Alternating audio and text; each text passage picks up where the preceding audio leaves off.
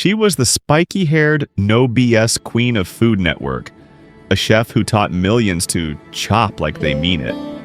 But behind the fiery TV persona, secret demons, silent generosity, and a shocking final chapter no one saw coming. This is the untold story of Anne Burrell, her meteoric rise, private struggles, and the mysterious death that left fans heartbroken.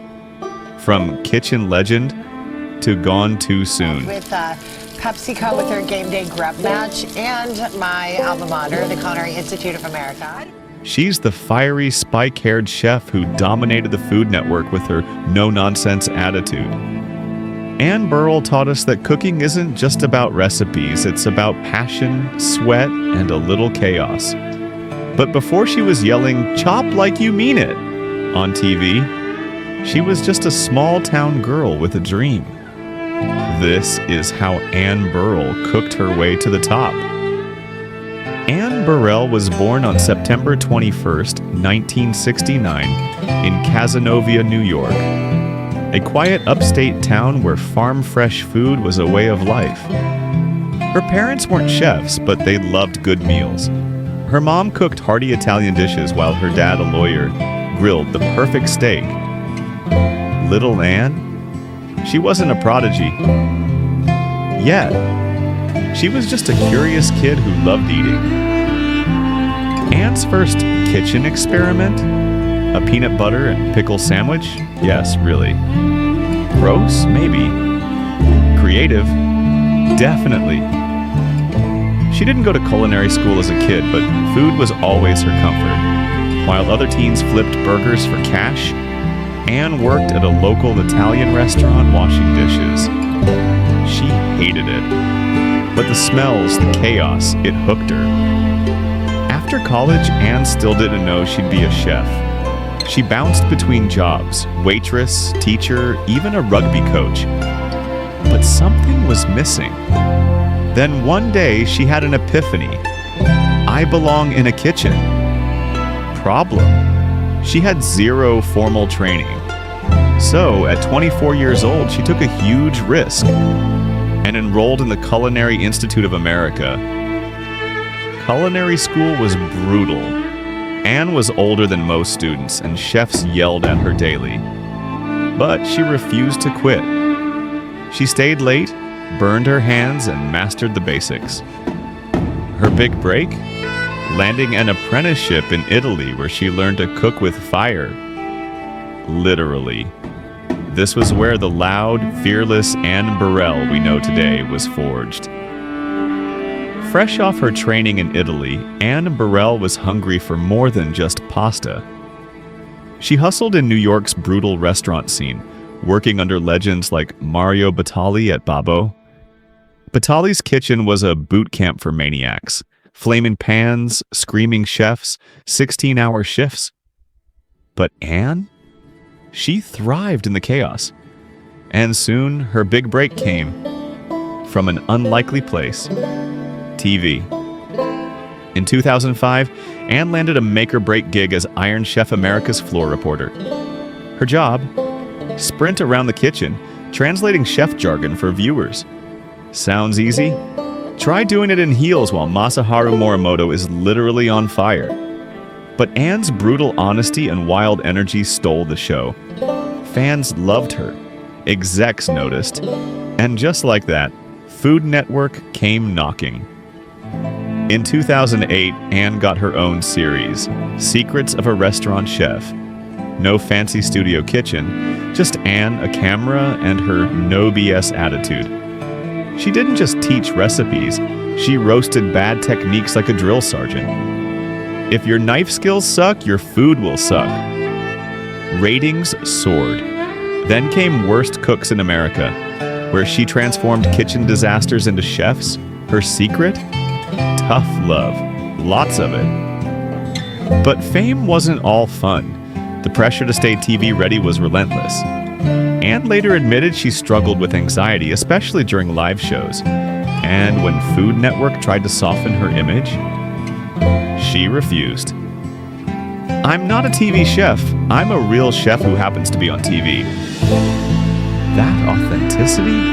It's why fans never stopped rooting for her. From judging Chopped to starring in Beachside Brawl, Anne became a Food Network pillar. But her real impact? Proving that women could be loud, tough, and dominant in a male-driven industry. She mentored rookies, championed hard work over gimmicks, and still does. Oh, and that spiky blonde hair? Now as iconic as her legendary Bolognese.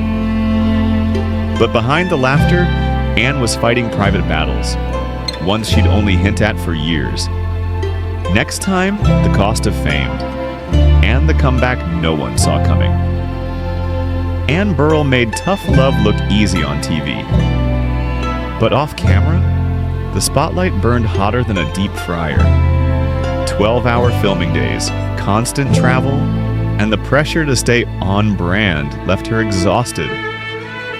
In rare interviews, she admitted, "I was terrified of becoming a caricature of myself." Fans wanted the spiky-haired, no-nonsense Anne. But what happened when the cameras shut off? In 2015, whispers started. Tabloids asked, why is Anne Burrell never dating? Or worse, is she drinking too much? Anne ignored the noise, but insiders say the stress peaked during Worst Cooks live seasons. One crew member leaked, she'd chain smoke between takes just to cope. Then came the feud rumors. Was there truth to the gossip that she and rival chefs clashed over mean judge edits? In 2018, Anne vanished for months. No social media, no TV spots. Fans panicked. Later, she confessed, "I hit a wall, anxiety, insomnia. I felt like I'd lost myself." For a chef who built her brand on being unbreakable, it was the ultimate irony. Therapy helped, but the industry wasn't forgiving. In food TV, if you're not loud and happy, they replace you fast. Then came the on-air blow-ups. A Chopped contestant accused her of bullying after she mocked their undercooked lamb. Twitter erupted. Anne fired back, "This isn't daycare. Bad food is bad food." But the backlash stung. Worse, when Food Network quietly cut her screen time in 2020? Was it cancel culture? Or had the Tough Chef Act finally backfired? In a 2021 podcast, Anne finally got real. "I hated being the mean one." But the network said nice didn't sell. She admitted to imposter syndrome, even while coaching stars like Rachel Ray. Most shocking, her regret about Worst Cooks. "We turned struggling people into jokes. That keeps me up at night." By 2023, Anne stopped fighting her rep. She leaned into mentoring chefs off camera and launched a mental health fundraiser for restaurant workers. No grand apology tour, just real change. The lesson: even the toughest chefs have soft spots. And maybe that's what makes them human. Anne Burrell's TV persona was all fire and sarcasm, but behind the scenes, she had secrets. Like her obsession with heavy metal, she's a closet Metallica fanatic. Or that she quietly paid medical bills for 2 Worst Cooks contestants who fell on hard times. And get this, she hates avocado toast. "It's lazy cooking," she once ranted in a since-deleted tweet. While Food Network hyped her tough love image, Anne was writing checks no one saw. She funded mental health programs for chefs and donated $250,000 to restaurant workers during COVID. Anonymously, a former producer spilled, she'd film Worst Cooks all day, then drive to hand out meals at shelters. No cameras, no PR. Anne's real legacy? The chefs she mentored off-screen. Chopped winner Amanda Freitag calls her the reason I survived TV. Even Guy Fieri admits she schooled him on how to be real in a fake industry. And that spiky hair? Now a badge of honor. Female chefs cited as inspiration to take up space in male-dominated kitchens. But some mysteries remain. Why did she really leave Iron Chef? Rumor, she refused to dumb down commentary. Is she working on a tell-all book? Her agent's been suspiciously quiet.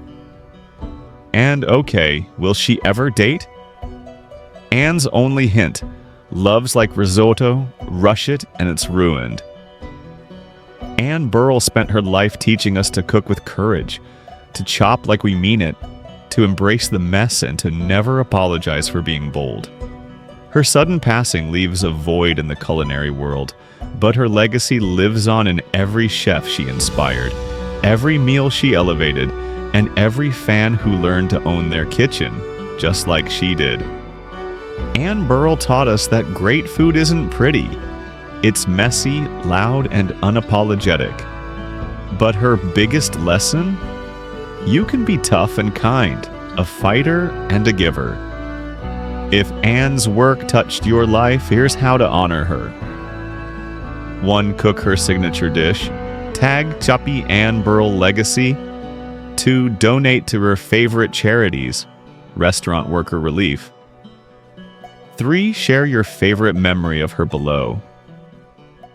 And remember, as Anne would say, if you're not having fun, you're doing it wrong.